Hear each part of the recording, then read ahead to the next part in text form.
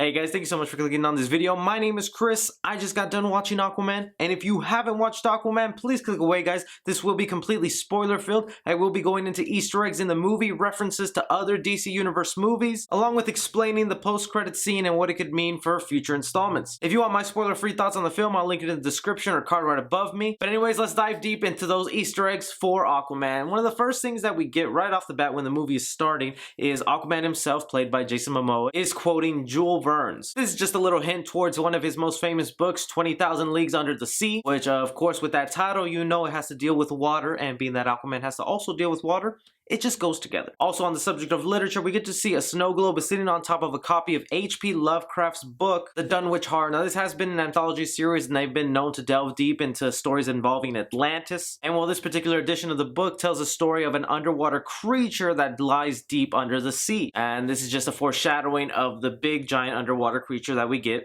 that lives under the sea. Also love from that point on where they're getting into touching into the Aquaman story, they take a lot of it out of the New 52, but this could be pretty obvious if you knew the background production of this, because Jeff Johns, the writer of that comic series, was along to help with creating the story for the movie. So it makes sense he would only take ideas from his comic line and implement them into the movie. And I mean, we see a lot of that with the origin of how he's mixed between two worlds, the human world and Atlantis, and also with Aquaman being indirectly involved with the death of Black Manta's father, causing a big conflict between them and making them adversaries for life. But while we're getting early hints of his origin story, we get to see that while Atlanta, Aquaman's mother, is staying with his father in the lighthouse, guards of Atlantis come in and attack, and on the TV for a short second you can see the TV show Stingray being played. It's only on TV for a short second before it gets smashed by a trident, but again, it just carries theme of underwater, submarines, and it was a 1960s show. Another cool Easter egg that they implement into the movie is that Aquaman is talking to fish. In some way or another, I like how they implement that he's the only one from Atlantis that is able to do this and communicate with these sea animals, which comes pretty handy when he fights that giant sea monster we were talking about earlier. But the method in which he's able to contact to these fish is directly taken from the cartoon Super Friend and the sonar-like way that he contacts the animals in that show. So it's pretty cool to see them interpret that into live action. As the story progresses, we get to see that Mera is contacting Aquaman to try and join forces to stop the Ocean Master from taking over Atlantis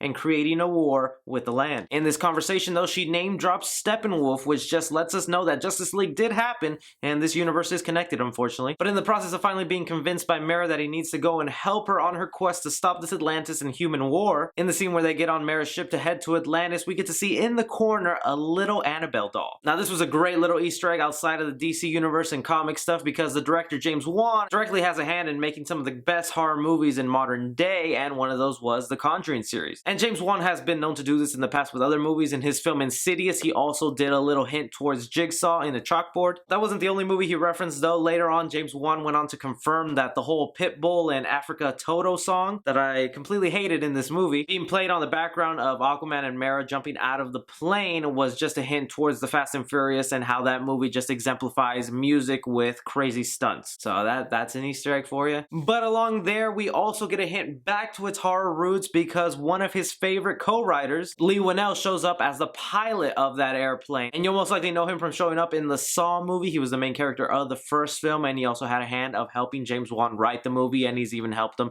with his other horror project. That was kind of cool to involve him in this movie. Another fun little Easter egg we get here is one of Aquaman's old pals from the comics, Toto, shows up and was basically his sidekick before Aqualad in the comics. And we get to see him in the scene when he's about to battle the Ocean Master in front of all of Atlantis. You can see him playing the drums, which just really reminded me of that scene from SpongeBob where they're playing for the Super Bowl. We also get a name drop of a classic little Disney character of Pinocchio, and he's name dropped whenever Aquaman decides to hide inside the body of a whale, and then later on in the movie where he just has to further explain the joke and the reference that was hinted at earlier in the movie to Mera, which really just killed it for me. But I mean, it was still kind of cool to see him mention Pinocchio and do that whole little whale thing. Another really cool thing that happens in the movie that only helps that James Wan is directing it from his horror background is the creatures of the trench. Now these have always been sort of a big plot point in the Aquaman comics, and it was just really cool to see how many of them there really are and how powerful and scary they can be in the movie. And one of the last things that I found interesting in the movie is when they're in Italy and they're looking through the bottle to find that magical trident. Aquaman solves the riddle and realizes he needs to put the bottle in the hand of one of these old Roman kings. Now, Romulus' story is sort of similar to Aquaman's in his fight with Ocean Master, his half-brother, because in that story, Romulus has to eventually kill his brother Remus for the actual throne of Rome. So I just think that's a kind of cool Easter egg and a parallel of what was going on in Aquaman's story. And now going into describing the post-credit scene and what it could mean for the future of Aquaman, we have Randall Park playing Stephen Shin. Now, he's been pretty prominent in the comic books as of lately. He sort of took on the position of Volko and teaching Aquaman how to handle his powers from a young age. He's very well adversed in the world of Atlantis and is obsessed with finding it, and later becomes an adversary when Aquaman eventually grows up and refuses to just share more information about Atlantis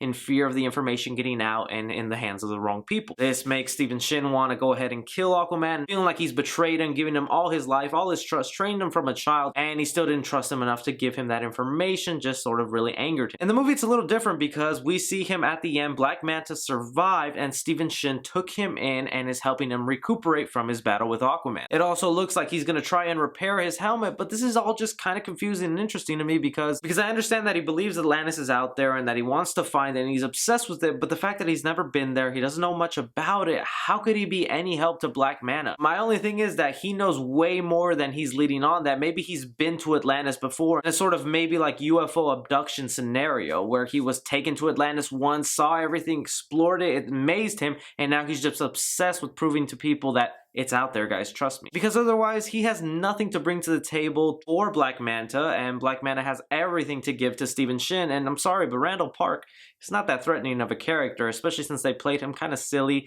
and goofy. The only thing I can think of is putting these two together makes them dangerous because Black Manta understands the technology and maybe how their military works, because that's all he was interested in as a pirate with his father ruling the seas. And Stephen Shin just knows a lot more about the history, the ancient artifacts, some more powerful weapons other than the trident that Aquaman has, because in the comic books, that's sort of what they did. Stephen Shin and Black Manta grouped together to find these ancient artifacts and try and build an army to fight Atlantis and the land. So I'm just thinking Black Manta pairing his information of the technology with Stephen Shin's history of Atlantis and what they could be capable of just makes a dangerous pair for Aquaman to fight against them. But anyways, guys, those are just my theories and Easter eggs that I found throughout the movie. I know there's a ton I probably missed, so please be sure to add your own Easter eggs, your own references, or give me your own theory on the ending of the movie and where this could lead. I really hope James Wan comes back and directs other movies or just continues on with the Aquaman series. I really enjoyed that film. Be sure to like and subscribe. Follow me on Twitter at 3CFilmReview. But as always, I'm Chris.